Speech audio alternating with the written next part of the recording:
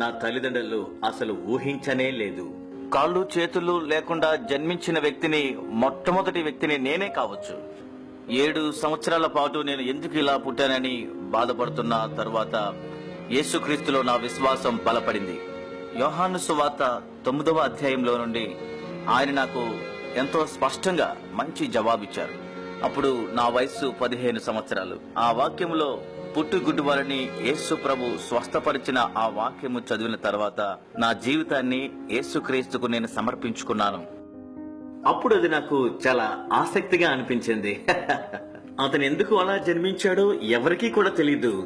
ఇది నాకు చాలా ఆసక్తిగా ఉంది. నేను చదువుతూ ఉండగా 9వ అధ్యాయం 3వ వచనంలో దేవుని కార్యము బయలుపరచబడుటకు అలా జరిగినదని యేసు ప్రభు వారు అక్కడ చెప్పారు. వెంటనే నా హృదయంలో తలంచాను, దేవా, నీవా గుడ్డివాణ్ణిడల ఒక ప్రణాళిక కలిగి ఉంటే నా గురించి ఒక ప్రణాళిక కలిగి ఉన్నావు. అప్పటి నుండి యేసుతో నా వ్యక్తిగత జీవితం ప్రారంభమైంది. యూత్ గ్రూప్స్ వారు పిలుస్తున్నారు, సంఘాలు పిలుస్తున్నారు. నా సాక్ష్యం చెప్పుటకు ప్రపంచ వ్యాప్తంగా నాకు ద్వారములు తెరవబడుతూ ఉన్నాయి.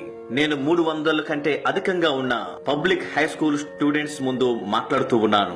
3 నిమిషాలు మాట్లాడగానే వారిలో సగం మంది ఏడవడం ప్రారంభించారు. వారిలో ఒక అమ్మాయి మధ్యలో లేచి నిలబడి ఏడవడం ప్రారంభించింది. ఆమె తన చేతిని పైకెత్తి, నన్ను క్షమించండి, మధ్యలో మాట్లాడుతున్నాను, నేను పైకి వచ్చి మిమ్మల్ని హత్తుకోవచ్చా అని అడిగింది. అందరి ఎదుటనే ఆమె పైకి వచ్చి నన్ను హత్తుకున్నది. నా భుజం పైన ఎంతో ఏడ్చింది. ఏడుస్తూ, నన్ను ఎవరు ప్రేమిస్తున్నారని ఇప్పటి వరకు చెప్పలేదు, నేను ఉన్న రీతిగానే అందంగా ఉన్నానని కూడా ఎవరు నాతో మాట్లాడలేదు అని ఆమె నా చెవిలో చెప్పింది. నేను నమ్మలేకపోయాను. అది నా జీవితాన్ని ఎంతగానో మార్చింది. ఆ సమయంలోనే దేవుడు నా ద్వారా ఆమెతో మాట్లాడుతున్నాడని నేను గ్రహించాను. అది నా మాటల వల్ల కాదు, నా శక్తి వల్ల కాదు, కానీ దేవుడే అక్కడ కార్యం చేశాడు. నా హృదయం మండించబడింది. ఒక్క ఆత్మ రక్షించబడుట ఆ దినమున చూడగా అది నా జీవితంలో మరువలేని దినంగా ఉంది.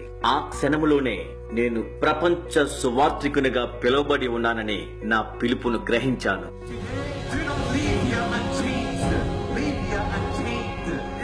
You don't know what God can do with your broken pieces until you give God your broken pieces. And I want you to know when you fall down, God's grace is sufficient. God's hand will come down and pick you up.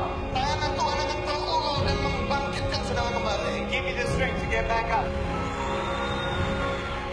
నా 7 సంవత్సరాల పరిచర్యలో దేవుడు 2000 మార్లు ప్రసంగించుటకు, 44 దేశాలు దర్శించుటకు, 6 ఖండాల్లో పర్యటించుటకు దేవుడు తన కృప చూపారు.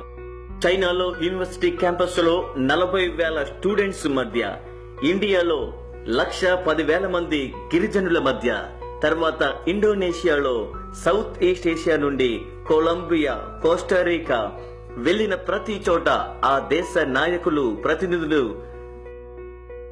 యేసు ప్రభు అని ఒప్పుకోవడం మేము గమనించాం. కొరియాలో తర్వాతి తరమ వారితో ఒత్తిడి, ఆత్మహత్య గురించి మాట్లాడుటకు, ఈస్టర్న్ యూరప్ కు, సోవియట్ కు, మిడిల్ ఈస్ట్ లోనికి వెళ్లి నిరీక్షణ సందేశాన్ని అరబ్ దేశాలకు అందించుటకు ద్వారాలు తెరవబడ్డాయి. అది దేవుని కార్యము, అది ఆరంభం మాత్రమే అని తెలుసుకున్నాం. దేవుని కృపను బట్టి 5 లక్షల మందిని నేరుగా సువార్త ప్రకటించి ప్రభు అయిన యేసు యందు రక్షింపబడి స్థానిక సంఘాల్లోనికి వెళ్లడం మేము గమనించాం. కొంత ఆశ్చర్యంగా అనిపించిన మా లైఫ్ వితౌట్ లంప్స్ పరిచర్య యొక్క గురి ఏమిటనగా, ప్రపంచంలో ఉన్న ప్రతి ఆత్మకు సువార్తను ప్రకటించుట, 700 కోట్ల మందికి సువార్త ప్రకటించుట.